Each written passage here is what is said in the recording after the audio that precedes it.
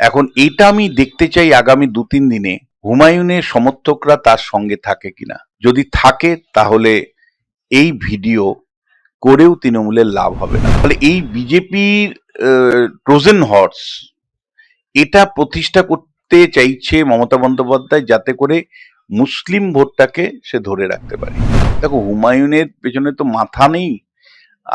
ফলে তারপরেও ও আজকে যেভাবে রামপুরহাটে গেছিল জনসভায়, মানে উপচে পড়া ভিড় হয়েছে।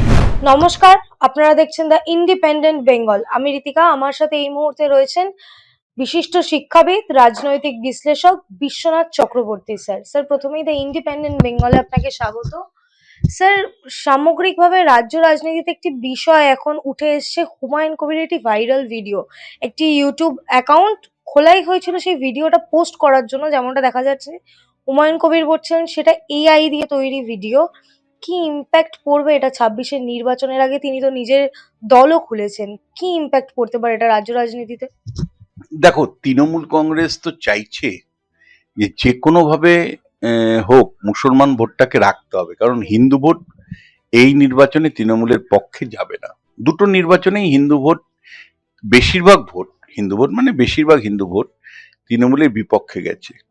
২০২১ সালে প্রতি ১০০ জন হিন্দু ভোটারের মধ্যে ৫৪ জন ভোট দিয়েছে, হিন্দুরা ভোট দিয়েছে বিজেপিকে। ২০২৪ সালের লোকসভা নির্বাচনে প্রতি ১০০ জন হিন্দুর মধ্যে ৫৫ জন হিন্দু ভোট দিয়েছিল বিজেপিকে। তাহলে সংখ্যাগরিষ্ঠ হিন্দুরা কিন্তু এখন ভোট দিচ্ছে বিজেপিকে। এইবার যে প্রশ্নটা আসছে যে হিন্দু ভোটটা নতুন করে আর মমতা বন্দ্যোপাধ্যায় ফিরে পাবে, আমার মনে হচ্ছে না। কিন্তু মুসলিম ভোটটা জানি তার হাতছাড়া না হয়। কারণ দেখো, মুসলিম ভোট ২১ সালের নির্বাচনে প্রতি ১০০ জন হিন্দুদের মধ্যে প্রায় ৮৯ জন তারা কিন্তু তৃণমূলকে ভোট দিয়েছিল। লোকসভায় সেটা কমে দাঁড়িয়েছিল ৭১-এ। ৭১-এ এই যে কমে গেছিল লোকসভাতে, তাতেই মালদা, মুর্শিদাবাদে কংগ্রেস রেজাল্ট ভালো করে এবং উত্তর দিনাজপুরে। ফলে মমতা বন্দ্যোপাধ্যায় চাইছে যে মালদা, মুর্শিদাবাদ, উত্তর দিনাজপুরের যে ৪৩টা সিট আছে সেখানে জানি মিম মতন প্রতিষ্ঠান মুসলিম ভোটটা স্প্লিট না করে। দেখো, মিম বিরাট ফ্যাক্টর আমি বলছি না, কিন্তু মিমের ক্ষমতা আছে বহু জায়গায় ভোট কেটে তৃণমূলকে হারিয়ে দেওয়ার। ফলে মমতা বন্দ্যোপাধ্যায় যে কোনো মূল্যে কংগ্রেস এবং মিমকে এবং তোমার গিয়ে ইয়ের মিমের জোট, মানে হুমায়ুন কবিরের দল জনতা উন্নয়ন পার্টি, তাদেরকে আমজনতা উন্নয়ন পার্টি তারা যাতে বিজেপির সঙ্গে এটা প্রতিষ্ঠা করা। ফলে এই বিজেপির ট্রোজান হর্স এটা প্রতিষ্ঠা করতে চাইছে মমতা বন্দ্যোপাধ্যায়, যাতে করে মুসলিম ভোটটাকে সে ধরে রাখতে পারে। এখন দেখো, এই ধরনের ভিডিও মেন মিডিয়াতে কালকে সারাদিন চলেছে, আজকেও সারাদিন চলছে। ফলে এই মানে সবকিছু বাদ দিয়েও বলছি, মিডিয়ার তো একটা ইম্প্যাক্ট একেবারে অস্বীকার করা যায় না। কিন্তু মিডিয়া গতকালের অত বড় ডিজাস্টারের পরে, দেখো হুমায়ুনের পেছনে তো মাথা নেই। ফলে তারপরেও ও আজকে যেভাবে রামপুরহাটে গেছিল জনসভায়, মানে উপচে পড়া ভিড় হয়েছে। এখন এটা আমি দেখতে চাই আগামী ২-৩ দিনে হুমায়ুনের সমর্থকরা তার সঙ্গে থাকে কিনা। যদি থাকে তাহলে এই ভিডিও করেও তৃণমূলের লাভ হবে না। তাহলে মুসলিম ভোটের যে স্প্লিটটা অনেকেই বলছেন যে এবার হবে, মানে এসআইআর এ মুসলিমদের নাম বাদ গেছে। মমতা বন্দ্যোপাধ্যায় এসআইআর নিয়ে অসংখ্য মানে আন্দোলন করবার চেষ্টা করেছেন, তারপরেও মুসলিমদেরকে ধরে রাখতে পারছে না। কারণ মুসলিমদের কাছে ৩টে প্রশ্ন এবার গুরুত্বপূর্ণ। এক হলো, মমতা বন্দ্যোপাধ্যায় প্রতিবার প্রতিশ্রুতি দেন সিএ করতে দিব না, কিন্তু হয়ে যায়। তিনি বলছিলেন যে ওয়াকআপ বিল চালু করব না, কিন্তু তিনিই করেছেন চালু। মমতা বন্দ্যোপাধ্যায় যেগুলো বলছেন মুসলিমদের স্বার্থ রক্ষার প্রশ্নে, সেগুলো তিনি রক্ষা করতে পারছেন না, বরঞ্চ ট্যাক্স পেয়ারের টাকা, করদাতাদের টাকা দিয়ে একের পর এক মন্দির তৈরি করছেন। এটা মুসলমান সমাজকে কিন্তু বিরক্ত করছে। মুসলমান সমাজ তার বিরুদ্ধে কিন্তু কথা বলছেন। ফলে এই জায়গা থেকে আমি বলছি যে যে ভিডিও প্রকাশ করেছে, ডেফিনেটলি ইনিশিয়ালি আমার তো মনে হচ্ছে যে হুমায়ুনকে বিরাট প্রভাব পড়বে। কারণ দেখো, মিম ছিল তার জোট সঙ্গী, আসাউদ্দিন ওয়েসি। মিম এই ভিডিও দেখে সরে গেছে, টুইট করেছে এবং মিম বলেছে আমরা আর জোটের মধ্যে নেই। তাহলে এটা তো ডেফিনেটলি একটা বড় ধাক্কা। এবং দ্বিতীয় যেটা সেটা হলো যে এই ধরনের ভিডিও কিছু মানুষকে তো সংশয় করতে পারে, কিন্তু তারপরেও আজকে মানে রামপুরহাটে যে জনসভা দেখলাম সেটা কিন্তু মনে হচ্ছে যে কোনোভাবেই একেবারেই শূন্যতে পৌঁছে যাবে, মানে প্রত্যেকটা লোক তাকে ছেড়ে চলে যাবেন, তিনি অসহায় হয়ে যাবেন, এমন কিছু আমার মনে হচ্ছে না।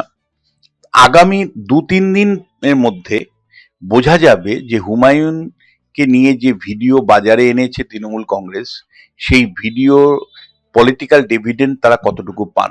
একটা তোমায় বলতে চাই, 2024-এর লোকসভা নির্বাচনেও তৃণমূলের লোকজন এইভাবে ভিডিও এনেছিলেন, কারণ ওদের দেখো আইপ্যাক নামক একটা সংস্থা আছে, ওরা সারাদিনই এই কাজ করে বেড়ায় যে কোথায় ভিডিও করব, কোথায় কি করব, কাকে পেছনে কি করব, এই নিয়ে লেগে থাকে প্রফেশনালি, টাকার বিনিময়ে তারা করে। ফলে এখানে কিন্তু সন্দেশখালী যখন নারী নির্যাতন এবং তৃণমূল কংগ্রেসের নেতারা নারী নির্যাতনের সাথে যুক্ত, এই ইস্যুটা যখন সারা ভারতবর্ষে প্রচার হচ্ছিল, 24-এর লোকসভা নির্বাচনে মেইন ইস্যু হয়ে উঠেছিল নারী নির্যাতন, শাসক দলের দ্বারা নারী নির্যাতন, সন্দেশখালীর ঘটনা। তখন সঙ্গে হঠাৎ করে একটা দেখলাম ভিডিও এলো, সেই ভিডিও সত্যতা আজও প্রমাণিত হলো না, বরঞ্চ উল্টোর দিকে লক্ষ্মী রানীর মতন মহিলারা বলতে লাগলেন যে আমাদেরকে পয়সা দেওয়া হয়েছিল, আমাদেরকে যেভাবে বলা হয়েছে সেভাবে আমরা ভিডিও করেছি। ফলে মানে ওই ভিডিও একটা, আরেকটা হলো রাজ্যপালের বিরুদ্ধে শ্লীলতাহানি আনলেন এবং সেই রাজ্যপালের শ্লীলতাহানির ইস্যুটাকে সামনে রেখে মমতা বন্দ্যোপাধ্যায় বিজেপি কত নারী বিদ্বেষী সেটা প্রতিষ্ঠা করতে চাইলেন, ব্যাপক প্রচার করলেন। পরে সেই রাজ্যপাল কেন সরে যাচ্ছে, চলে যাচ্ছে, তা নিয়ে তিনি আবার কাঁদতেও লাগলেন যে কেন রাজ্যপালকে সরিয়ে দেওয়া হলো এই রাজ্য থেকে। ফলে মানে 2024-এ কিন্তু ওই একটা ভিডিও সন্দেশখালীর, আরেকটা ভিডিও করা হয়েছিল, রাজ্যপালকে নিয়ে, ওই ছবিটা তোমার মনে থাকতে পারে, রাজ্যপালের ওখানকার ছবি, একটা করিডোরের ছবি, হেঁটে যাচ্ছেন একজন যিনি অভিযোগ আনছেন। এই দুটো ভিডিও দিয়ে কিন্তু তৃণমূল বাজিমাত করেছিল, অর্থাৎ 24-এর নির্বাচনে তৃণমূলের ভিডিও কিন্তু কাজ দিয়েছিল। এবার 26-এর নির্বাচনে হুমায়ুনের বিরুদ্ধে যে ভিডিও করা হয়েছে সেটা কাজ আজকের দিন পর্যন্ত তো মনে হচ্ছে না খুব একটা দেবে, কিন্তু এটা too early to make comment. একটু প্রভাব পড়েছে অবশ্যই, সেটা হলো মিম তাকে ছেড়ে চলে গিয়েছে। মিমের মতন একটা আসাউদ্দিনের মতন ব্যক্তির সঙ্গে না থাকা ডেফিনেটলি হুমায়ুনকে প্রভাবিত করবে, কিন্তু পুরোপুরি হুমায়ুন একেবারে শূন্য হয়ে গেছে বা তৃণমূল কংগ্রেসের এই ভিডিও প্রকাশ করে সবটাই হাসিল করে দিয়েছে বা মুসলমানরা পুরোপুরি তৃণমূলকে সঙ্গে থাকবে, এমন ইঙ্গিত আমি এখন পর্যন্ত পাইনি। পেলে নিশ্চয়ই তোমায় বলবো। কিন্তু একটা বলতে পারি, যদি হুমায়ুন যদি শূন্য হয়ে যায়, মানে তার কর্মী সমর্থকরা যদি হতাশ হয়ে যায় এই ভিডিও দেখে, তার সাথে তাকে যদি সঙ্গ ছাড়ে, তাতেও তৃণমূলের কি খুব একটা লাভ হবে? কারণ এরা কিন্তু তৃণমূলের বিরোধিতা করে কিন্তু রাজনীতি করছে, অর্থাৎ হুমায়ুনের যে জনতা উন্নয়ন পার্টি, আমজনতা উন্নয়ন পার্টি, যারা কর্মী সমর্থক আছে তাদের বিরুদ্ধে ইতিমধ্যেই পুলিশি নানা রকম মামলা টামলা শুরু হয়ে গেছে, তারা ইতিমধ্যেই তৃণমূল কংগ্রেসের দ্বারা মারধরও খেয়েছে। ফলে তারা যে মানে হুমায়ুন কবির সরে গেলেও বা হুমায়ুন কবিরের মানে ভূমিকা কমে গেলেও তারা তৃণমূল কংগ্রেসকে ঢেলে ভোট দিবে আমার একেবারেই তা মনে হচ্ছে না, বরঞ্চ সেই ক্ষেত্রে কংগ্রেসের কিন্তু মানে মাঝপথে লাভ হতে পারে। অর্থাৎ হুমায়ুনের যদি কোনো কারণে পতন হয় এই ভিডিওর কল্যাণে, তাদের তৃণমূলের যতটা উল্লাসিত হওয়ার কথা তার থেকে বেশি উল্লসিত হবে কংগ্রেস। কারণ হুমায়ুন কবিরের সাথে যারা যুক্ত আছেন তারা তৃণমূলকে বিরোধিতা করেই যুক্ত আছেন। ফলে এই ভোটাররা কিন্তু তৃণমূলকে ভোট দিবে না, ভোট দিবে কংগ্রেসের হাত চিহ্নে। ফলে মাঝপথে রাজায় রাজায় যুদ্ধ করে আর উলুক হাগরার পান যায়, এখানে কিন্তু উল্টোটা, উলুক হাগরার লাভ হবে, অর্থাৎ কংগ্রেসের লাভ হওয়ার সম্ভাবনা আমি দেখছি।